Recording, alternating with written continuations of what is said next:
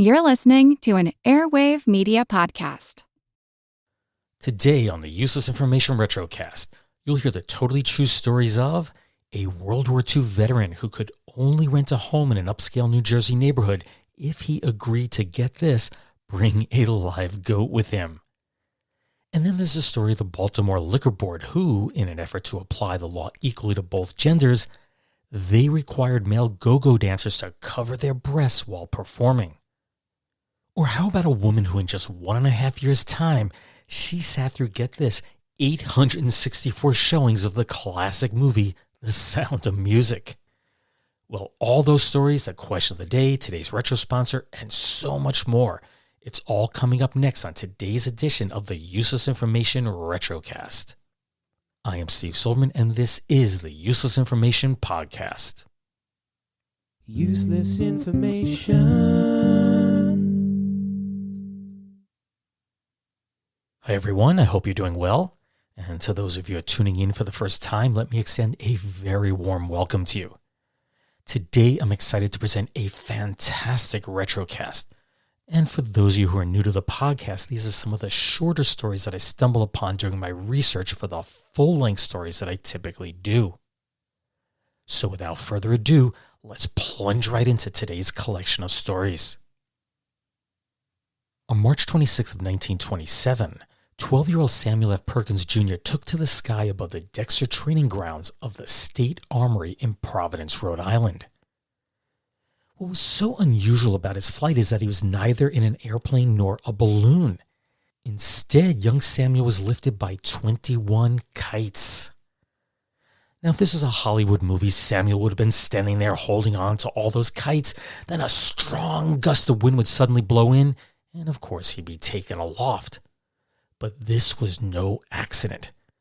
And that's because his father, that's Samuel Sr., he had planned well in advance for his son's flight. The stunt was part of a large kite exhibition being held at the training grounds. More than 200 kites in all shapes, colors, and sizes. They were flown by members of the Junior Achievement League. I should point out they're all boys. And this was claimed to be the first kite flying tournament ever staged in an eastern United States city. And it was the elder Perkins, who was an aeronautics pioneer, who instructed the young men in the making and flying of their kites. His rationale for having such a contest was his prediction that someday flying would become a safe and natural mode of travel, just as safe as driving a car was for his generation. Quote, "A flyer must be able to judge strength and action of wind currents. Nothing is so instructive for that purpose as kite flying." Yet one must question his decision to have his son lifted by a bunch of kites high into the sky above the training grounds. Let me ask you this, would you risk such a thing? I certainly wouldn't. Well, it turns out this wasn't the first time that his son had taken to the sky. He had practiced being lifted by the high-flying kites numerous times before, although this would be the first public demonstration of this daring aerial feat. During test trials, the boy, who I should mention sat in a swing seat, he'd sometimes stay aloft for over half an hour. Well, an estimated 12,000 spectators looked on as young Samuel took flight. Defying death, he reached an altitude estimated at, how high do you think he went? 30 feet or 9.144 meters. He then traveled horizontally for about 200 feet or 61 meters before he landed safely back on the ground. As for his dad's prediction that flying would someday become a safe and natural mode of transportation, he certainly was correct. But I can tell you, as a person who has flown many times in an airplane, I feel little need to know anything about what the wind is doing. No need for kites. I just leave it all up to those who are piloting the aircraft. Back in my January podcast on the Newburyport anti-inflation plan, I briefly mentioned that few new homes and apartment buildings were constructed during the Great Depression and World War II. So when the soldiers returned home after the war, they were flush with cash, but of course housing was in very short supply. Well, such a dilemma was facing veteran Harry Sheffers and his family of Allendale, New Jersey in December of 1946. They had been notified that they were to be evicted from their current home the following month, so they were urgently searching for a new place to live. But there was one complication that limited their search, and that was they owned a pet goat.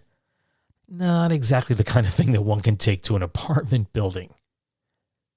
But then they spotted a listing in the local newspaper for a vacancy at 472 North Maple Avenue in nearby Ridgewood. This was an upscale neighborhood, and the home, it was in great shape, but the landlord, that's Mrs. Jack Alsop, she had two requirements. The first was that due to the current housing shortage, she would only rent to a veteran. And second, the new tenants were required to bring, you know what, a goat with them. Bingo! Not only was he a vet, but the Sheffers owned a goat. I mean, what are the chances? As to why Mrs. Alsop required a goat, she explained that her son was in college and he was contemplating doing experiments that focus on the bacteria that was contained in the goat milk. But there was one minor problem with this whole plan. There was a question as to whether village regulations would allow a goat in a residential area. So Harry concluded there was only one way to find out for sure. He would need to attend a Board of Health meeting and question the legality of doing so. So, at their evening meeting on Monday, December 16th of 1946, Harry stood up and he asked if he was allowed to have the goat. And at first, the board members thought it was all a joke, but Harry clearly was serious in his questioning. Caught off guard, they said they'd look into the matter and get back to him. To their surprise, they learned that Mrs. Alsop really did require the tenants to have a goat. After talking with neighbors, it was concluded that while no one really wanted to have a goat living near their homes, they'd reluctantly tolerate the animal because Mr. Sheffers, after all, was a veteran. So the town issued the necessary permit and the Sheffers prepared to move into their new residence. But then Mrs. Alsop reneged on the offer. In fact, she had never ever intended on renting the property in the first place. She explained, quote, "I have no intentions of moving, and I've known he couldn't have the house since last November. I told him I didn't think he'd be allowed to have it, but he went and applied to the zoning board without my knowledge, and now they said he can have it." So, if she had no intention of ever renting the house out, why did she place the ad in the paper in the first place? Well, the answer is very simple. She wanted to get even with the local zoning board. You see, at the time, they were considering an application to build a furniture factory on the property right next to her residence. So Mrs. Alsop, she decided to set up a second annoying business in the neighborhood. And just what was that second annoying business? It was a goat farm. Supposedly, Mrs. Alsop came up with the goat farm idea because neighbors had become outraged about 5 years earlier because she decided to keep a pet goat. And it was at that time she learned that there was no local ordinance forbidding the raising of goats in residential areas, and of course that served as the impetus for her crazy goat farm scheme. The reality is she never intended on renting out her house, nor did she ever expect anyone to reply to her unusual listing. She just wanted to annoy the planning board. When they denied the permit to build that furniture factory, Mrs. Alsop decided to drop the whole thing. But by this time, Harry Sheffers had already sought out the permit for the goat. He told the press, quote, "Now she says she doesn't want any goats, and she claims her whole story has made her the laughing stock in the neighborhood. The funny part is, I don't want the goat either. All I want is a home." The owners of the Merritt House Restaurant and Nightclub in Dundalk, Maryland, were faced with a really big problem back in February of 1975. That is that they did virtually no business on Sunday nights. So they were desperate to find something unique to bring customers into the place. That's when a Washington area promoter named Nick Seminetta suggested something he had just tried a few weeks earlier at a nightclub in Camp Springs, Maryland. That is, he brought in male go-go dancers to entertain the ladies. He claimed that the response was overwhelming and suggested that Merritt House do the same. So on the evening of Sunday, February 16th of 1975, Merritt House imported one of Simonetta's male dancers, paid him $35, which is about $200 today for the performance, and he sold out the place. In fact, they proved so popular that the owners had to turn away customers at the door. Robert Kane, who was a co-owner of Merit House, stated, quote, "These women had a lot of fun Sunday. They weren't inhibited by their boyfriends or husbands. I even had some of my clothes ripped off." Now, the women may not have been inhibited by their significant others, but dozens of the men filed complaints with the Baltimore County Liquor Board. It's not that the men were upset with the male dancers. What they didn't like was that they weren't allowed into the club. Couples would show up at the door, but only the women were admitted. All the men were turned away, so they filed complaints claiming sexual discrimination. So after reviewing the regulations, Joseph J. Hess, he was the chairman of the liquor board, he determined there had been several violations. First, according to Hess, quote, "Guys went in there with their wives last weekend and were told the wives could come in and they couldn't. You just can't do that. It's discrimination." Next, he pointed out that nightclub employees were forbidden from accepting any gift of money other than a, quote, bona fide tip. Hess determined that stuffing money into the dancer's bikini, that didn't qualify as a tip, and therefore it was forbidden. And lastly, state regulations require that all employees must wear clothing that, quote, "conceals the entire nipple area and the entire lower breast." Clearly, this regulation was aimed at women, but Hess felt that if he didn't apply the rule to both men and women equally, the liquor board would be subject to charges of discrimination. His solution was quite simple, quote, "He's gonna have to wear a bra or something." Merit House co-owner Fabio L. Benetti told the Baltimore Sun that he had no intention of sending the male dancers out in pasties. Quote, "I guess I'll have to wear a tank top or something." Of course, the Baltimore Sun needed to send one of their ace reporters to the club the following Sunday to see what all the hullabaloo was about. And Donald Kimmelman, he was just the man to tackle this important problem. Women began lining up at 4 p.m. for the 8 o'clock show. All 214 tickets, that was the legal occupancy for the club, they were all sold out by 7 p.m. Anyone who arrived after that, they were told to come back for the second show at 11 p.m. This time men were admitted, but their entrance fee was $8 versus the $2 for the women. Now, adjusted for inflation, that's $45.50 for the men versus $11.36 for the women. And then the show started. The Mad Hatter's band blasted out their rock tunes as each of the four dancers individually took to the stage, each one typically dancing through 3 songs. And then, after an intermission, they came back on and performed once more. Adapting to the new mandate of covering their breasts, the dancers emerged wearing sizable dermal adhesive bandages, but those eventually came loose as the perspiration took its course. Kimmelman described the reaction of the women. He said they were, quote, "stomping on the tabletop, shimmying on top of the bar, clapping, shouting, screaming, or just quietly staring at the glistening, undulating male bodies." He then proceeded to interview several of the women. Joyce Cratch, who was 7 months pregnant at the time, stated, quote, "My husband told me to come. He believes in equality." Then a woman seated next to her added, quote, "The men have had women dancers for years at the Rainbow Inn. Now we have something." Kimmelman observed as another Dundalk housewife who just happened to also be named Joyce, and she did request that her last name not be printed, she grabbed one of the go-go dancer's legs. She explained, quote, "He was just shaking there right in front of me.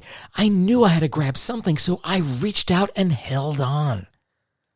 At another moment, she ran on stage and stuffed a dollar bill into the bass guitarist's bikini bottoms. Now, this was not as risque as it sounds. That's because he was wearing the bikini bottoms over black leotards.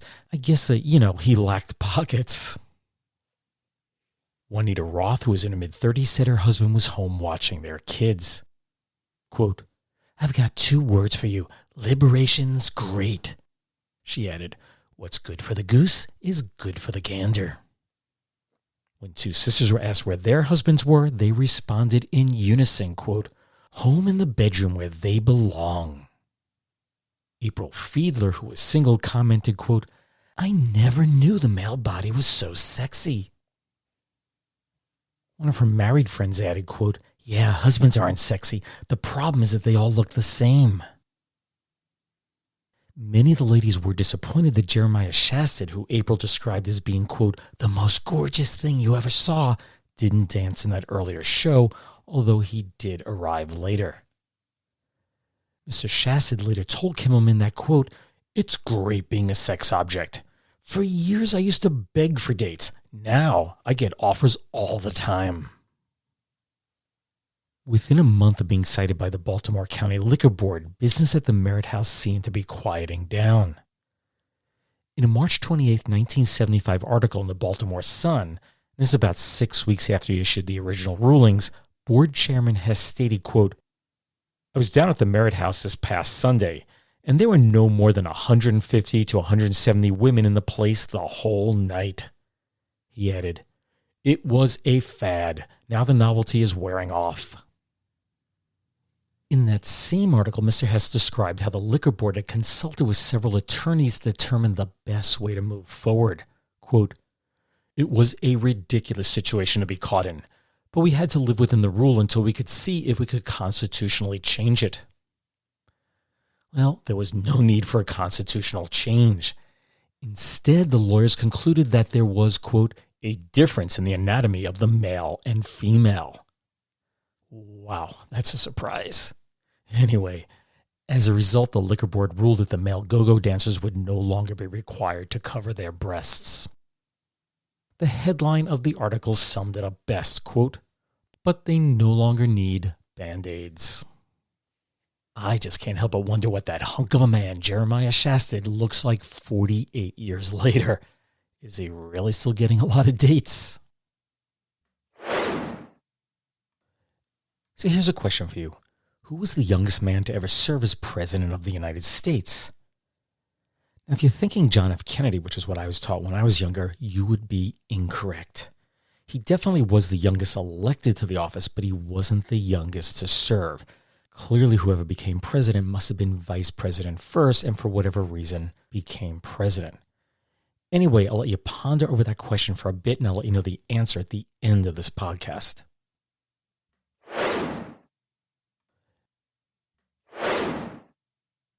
Speaking of your automobile, you can't baby your car too much these days.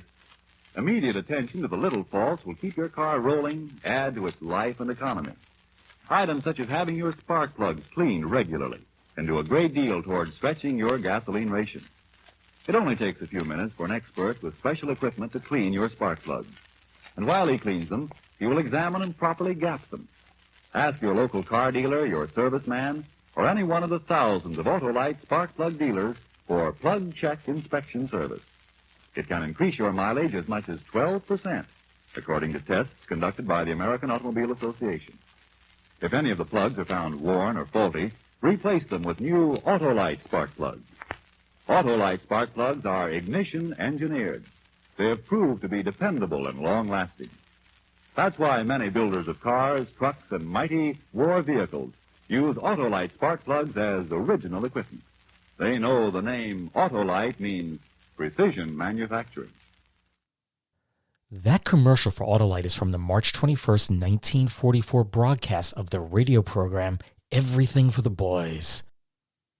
The show was designed to be a morale booster for our troops during World War II, and big stars of the day, which included Ingrid Bergman, Greer Garson, Ginger Rogers, and Loretta Young, and so on, they would come on and perform in famous plays, and then later on in the series, there would be some musical numbers. This particular episode included a performance of the play The Girl in the Reed, and it starred Ronald Colman and Martha Scott. The last third of the episode included the reading of a letter that was penned by a soldier in a prisoner of war camp, and that was then followed by a shortwave radio conversation between the stars and two Canadian soldiers that were stationed in Naples, Italy. And as you just heard, the show was sponsored by Autolite spark plugs. The company began its life as the Fisher Manufacturing Company, and their main product line was electric starting and lighting for cars and motorboats, hence the name Autolite. In In 1911, the company dropped the Fisher name and they reorganized as the Electric Autolite Company in Toledo, Ohio. But it wouldn't be until 1935 that the company president, that was Royce G. Martin, he would push the company into the manufacturing of spark plugs. With ceramic engineer Robert Twells heading the design team, they produced their first spark plug at their Fostoria, Ohio plant the following year, which means that the company was relatively new to the spark plug game when they opted to sponsor the show, everything for the boys. Autolite would continue to expand their product line, and it was sold to the Ford Motor Company in 1961. But the federal government filed an antitrust lawsuit against Ford, and that dragged on in the courts for years. Finally, in 1972, the U.S. Supreme Court ruled against Ford, and they sold Autolite to the Bendix Corporation the following year. Today, Autolite spark plugs are manufactured by the First Brands Group, and they just happen to own Trico wiper blades, Fram filters, and a number of other automotive parts suppliers. And now we're up to the segment that I've been calling Footnotes to History, and these are just short stories that there's little more to tell about, so I'm just going to read them word for word. And here's the first one. And this appeared on page 1 of the Detroit Free Press on January 21st of 1933. The headline reads, "Boy hides heroism in fear of spanking. Alma, January 20th. Because Hugh Hansen, 7 years old, got his clothes wet and feared a spanking when he got home, he did not mention that he had saved the life of a playmate, Paul Cowles, the same age, who had broken through thin ice in Pine River while sliding. Hugh pulled Paul out and took him home, then sneaked quietly into his own house and hung up his clothes. Friday morning, Paul's mother called at the Hansen home to thank the boy for his heroism, and Mrs. Hansen heard of the incident for the first time." Next up, we have a story that appeared in the December 7th, 1949 edition of the Akron Beacon Journal on page 38. The headline reads, "Never apply in triplicate. Thad's fingerprints IQs don't match. Detroit, Michigan, United Press." Thaddeus Holowinski, 26, today regretted his enthusiasm for getting on the Detroit police force. 2 years ago, he sent his brother Stanley, 30, to take the written examination for him. Stanley scored 98 and was given an intelligence quotient of 128. However, the application lapsed when Thaddeus failed to appear for a physical examination. Then Thaddeus took a crack at the written examination. He flunked with a 56 and had an IQ of 85. He sent Stanley back for another written test November 12th, and his brother scored 107. Then Thaddeus sent Jan Humeniuk, 35, to take the physical examination for him. But authorities decided Thaddeus couldn't have an IQ of 128 one day and 85 another. And I love this part. They also knew he couldn't have 3 different sets of fingerprints. Thaddeus, Stanley, and Jan will be sentenced December 20th. And I did find the follow-up story for that. This is from the December 21st, 1949 publication of the Lansing State Journal on page 12. The headline is, "Police Force Candidate Sentenced to $50 Fine." That's about $630 today.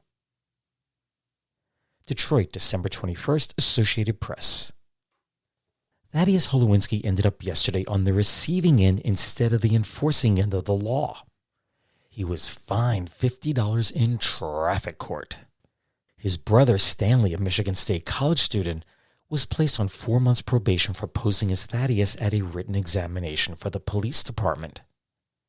Jan Humeniuk was also placed on probation for taking the police physical examination for Thaddeus. It was all an attempt to get Thaddeus on the force, the 3 admitted. And our third story comes from the December 3rd, 1952 publication of the Los Angeles Times, and this appeared on page 36. The headline reads, "Cat Quits After 5 Years as Food Taster." London, December 2nd, Reuters. Whiskers, a 7-year-old ginger tomcat, has retired after 5 years' service as chief taster in a cat food factory. Whiskers ate his way into a full-time job when he was 2 years old. His owner, David Watkins, answered an advertisement for a cat food taster. After a medical examination, Whiskers found himself on the staff of a factory. Quote, "We were paid a nominal amount for Whiskers' services," Watkins said. "We used to go see him at the factory, and his employers paid our fares. He sampled every batch of food they made. He is still in beautiful condition, but I think his boss felt that Whiskers could do with a change." Whiskers today was back with the Watkins family, playing with the children, Richard 6 and Teresa 3. The factory will give Whiskers a gold medal engraved, quote, "To Whiskers for loyal service." Next up, we have a story from February 10th of 1955. This is from the Medill Record. That's in Oklahoma on page 9. The headline reads, "False radio news report sends man on frantic drive." Aftermath of a false or greatly exaggerated radio news report Thursday afternoon could have ended in tragedy for a Love County family. The report from a Texas radio station said that Charles Young, employee of a petty seismograph crew here, had been blinded in both eyes when a battery exploded. Mr. Young's father, who lives at Thackersville, heard the report and immediately made a very fast and anxious trip to Medill. When he reached the office of the seismograph company here, he was assured that there was nothing to the rumor. Actually, Young received a cut over his eye 2 days previously when an overhanging tree branch struck him in the eye while he was driving a company truck. He was given emergency treatment at the Medill Hospital Tuesday and dismissed. Although the injury was painful, it was not serious and did not impair his vision. The elder Mr. Young reached Medill without mishap, but drove at breakneck speed to do so. So great was his anxiety. And our last tidbit for today is from the November 11th, 1966 edition of the Manchester Evening News, and this appeared on page 3. And I should mention it was written by Cynthia Lowry. The headline is, "Sound of Music 864 times." I have to tell you, I've seen it a bunch of times, but not 864 times. Here we go. Have you ever seen a film more than once? Well, I must admit that I saw South Pacific twice and The King and I a few times, but a second viewing is never as enjoyable as the first, and however exciting the production, one always becomes slightly bored knowing how the story's going to end. At least that has always been my experience, but recently I met a remarkable lady who has seen a certain film no less than 864 times, establishing a record which has made her famous all over the world. The picture in question is The Sound of Music, and the earnest and ever-loyal spectator, Mrs. Myra Franklin, a 47-year-old widow from Cardiff. Devon-born Mrs. Franklin, who is a grandmother but lives alone, her one son being in the RAF, has had her story told all over the globe, and her feat has become an item of amazement in her hometown. Quote, "I feel that the film is a part of me," she says, "and I always find it breathtaking on every occasion I see it. It really is magnificent and the outstanding motion picture of our time. The different expressions on the face of Julie Andrews are like the facets of a precious ruby which one turns in the light. They change all the time, and she lives her role rather than acts it." But alas, unhappy days are ahead for Mrs. Franklin. The theater which has shown the film since April of last year, and which gave her a free seat after her 57th visit, is to change its program. What will Mrs. Franklin do? Quote, "Well, I've already written the script out 3 times, she told me. And now I intend setting it out again, describing everything in detail. I know all of it by heart." These words are obviously spoken with sadness and a heavy heart, however, although it is virtually certain that when she goes to see her relations in Plymouth at Christmas time, Mrs. Franklin will go see The Sound of Music, which is showing in the town. She will probably not have a free ticket, but this will not matter. For Mrs. Franklin, it is sure to be a reunion with old friends in more ways than one, and what a tribute she'll be making to the oft-maligned entertainment industry. I should say, if you've never seen The Sound of Music, you really should. It is a little bit dated, but it is a fun movie. So earlier in the podcast, I'd asked you who was the youngest man to ever serve as President of the United States. Did you know the answer? Well, it was Teddy Roosevelt. He was sworn in as president on September 14th of 1901 after the assassination of President McKinley in Buffalo, New York. Now, the vice president during McKinley's first term was Garrett Hobart, but he passed away on November 21st, 1899. So when he sought re-election in 1900, McKinley, of course, was in need of a new vice president. Roosevelt, who was governor of New York at the time, he was a rising star in the Republican Party, so he was selected for the job. He was 42 years, 322 days old when he assumed the office of the presidency. Now compare that with JFK's age of 43 years, 236 days. So if I'm doing my math correctly, Roosevelt was 279 days younger than Kennedy was when he became president. Well, I hope you enjoyed hearing all those stories. My personal favorite today was the story of the family needing the goat to rent the house. I stumbled across that one back in June, shortly after I completed the last Retrocast, and I just knew that one had to be included in this episode. Anyway, just a reminder, if you've enjoyed this episode or the podcast in general, I would greatly appreciate if you could share it with someone, whether that's through Reddit, Facebook, X, the site formerly known as Twitter, or by whatever means you think will help grow my audience. Whatever you can do to help spread the word, please be assured that it's greatly appreciated. It truly is. You can find the Useless Information Podcast wherever you get your podcasts, so be sure to subscribe. The Useless Information Podcast is part of the Airwave Media Podcast Network, so be sure to visit airwavemedia.com, where you will find a curated selection of some of the best podcasts, not just in history, but also science, wellness, education, and the arts. Anyway, as always, thanks for listening, and take care, everyone. Bye.